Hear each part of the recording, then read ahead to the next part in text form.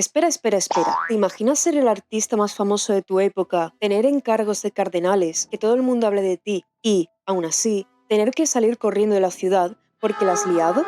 Pues eso es básicamente Caravaggio, un tipo que de día pintaba para la iglesia y de noche acababa en peleas de taberna. Un genio absoluto con un don especial para autosabotearse. Y hoy te cuento su historia, porque es de esas que parecen inventadas, pero son completamente reales.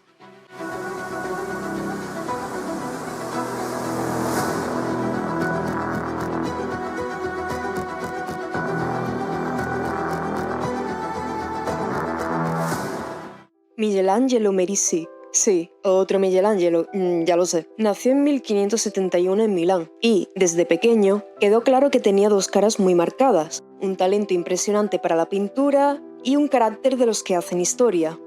Su infancia no fue fácil. La peste se llevó a su padre cuando él era todavía un crío y con apenas 12 años ya estaba en el taller de un pintor, llamado Simón Pertesano, aprendiendo del oficio.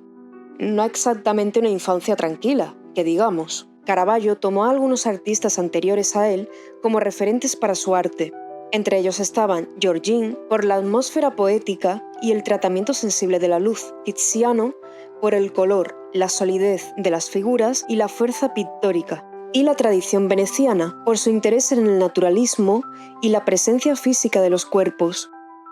Tiempo después llegó a Roma, que era básicamente el Hollywood del arte en esa época, y al principio todo funcionó. Encargos importantes, mecenas poderosos, cardenales comprando sus cuadros. Michelangelo Merisi, alias Caravaggio, estaba triunfando. Podría haber sido una historia muy bonita, pero spoiler, no lo fue. Antes de contarte cómo la lió, necesito que entiendas lo que estaba haciendo en sus cuadros, porque aquí es donde se pone bueno. En esa época, el arte religioso tenía una norma no escrita. Los santos son perfectos, las escenas son bellas, todo es celestial y majestuoso. Caravaggio llegó y dijo, vale, muy bien, pues yo voy a hacer lo contrario, jajaja. Sus modelos no parecían ángeles, parecían el pescadero del mercado, la vecina del tercero o el tío que duerme en la taberna. Manos sucias, caras cansadas, ropa arrugada, la gente de a pie, pintada en cuadros religiosos. El escándalo fue mayúsculo, pero lo que realmente lo cambió todo fue su forma de usar la luz. Caravaggio llevó el claroscuro al extremo, fondo negro, luz brutal que cae exactamente donde él quiere. A ese estilo tan dramático lo llamamos tenebrismo y básicamente es el equivalente artístico de alumbrar algo con una linterna en mitad de la oscuridad. Mira la vocación de San Mateo, una escena que parece una taberna cualquiera y de repente una luz que señala a un tipo normal y corriente. Nada de nubes ni ángeles con trompetas, un rayo de luz y ya. O Judith decapitando a Holofernes. Aquí no encontramos heroísmo limpio ni gloria como en anteriores obras. Hay tensión, incomodidad y una mujer que está claramente haciendo algo que no le apetece nada. Caravaggio no pintaba el antes ni el después, pintaba el momento exacto en que todo se iba al traste. Aquí viene algo que hace que su historia sea todavía más interesante. Caravaggio no separaba su arte de su vida. Sus modelos eran gente real, conocidos, personas de la calle, gente de su entorno. Eso generó más de un problema, especialmente con encargos religiosos. Algunos cuadros fueron rechazados directamente porque parecían demasiado reales o poco apropiados para una iglesia. Y Caravaggio, exactamente, no se disculpó.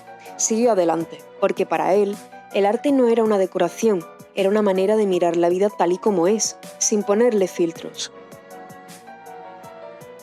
Caravaggio vivía en un mundo de tabernas, camareros, músicos y mujeres de la calle, y de ese entorno surgieron relaciones que se mezclaban con su arte.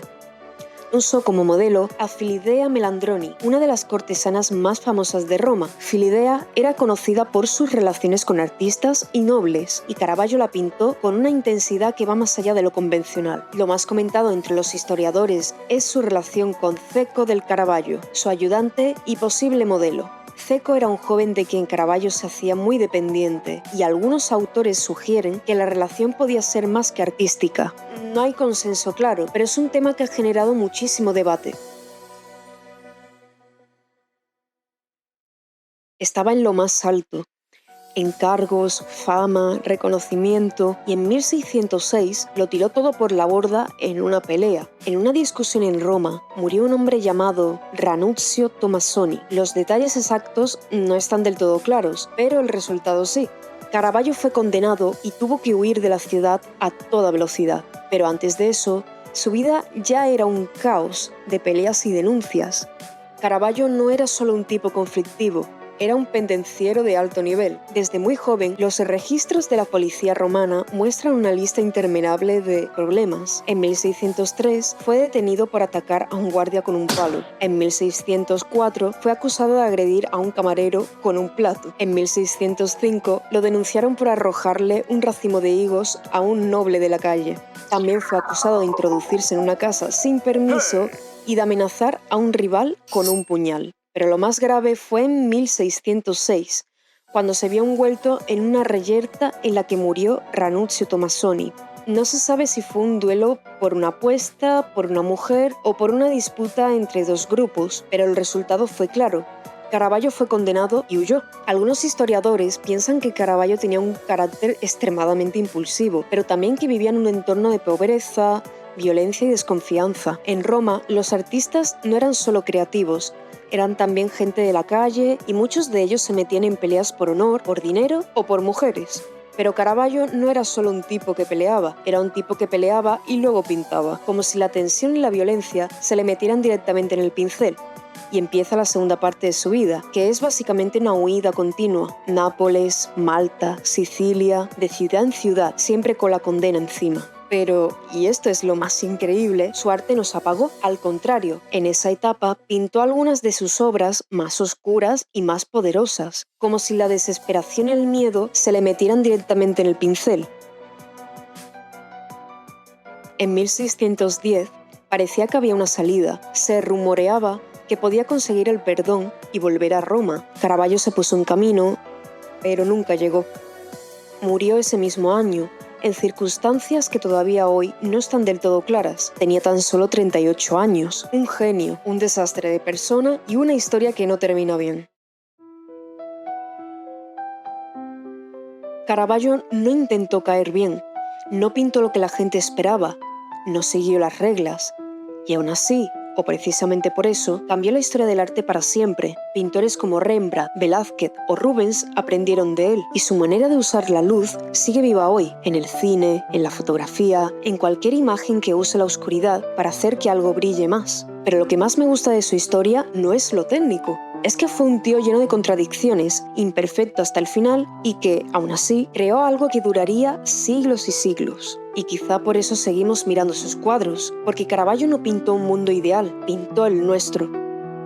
Y hasta aquí este vídeo. Si te ha gustado, dale a like y suscríbete, que te cuesta poco y a mí me ayuda mucho. Y si conoces a alguien que necesita un poquito más de arte en su vida, compártele este vídeo. Nos vemos en el siguiente. ¡Adiós!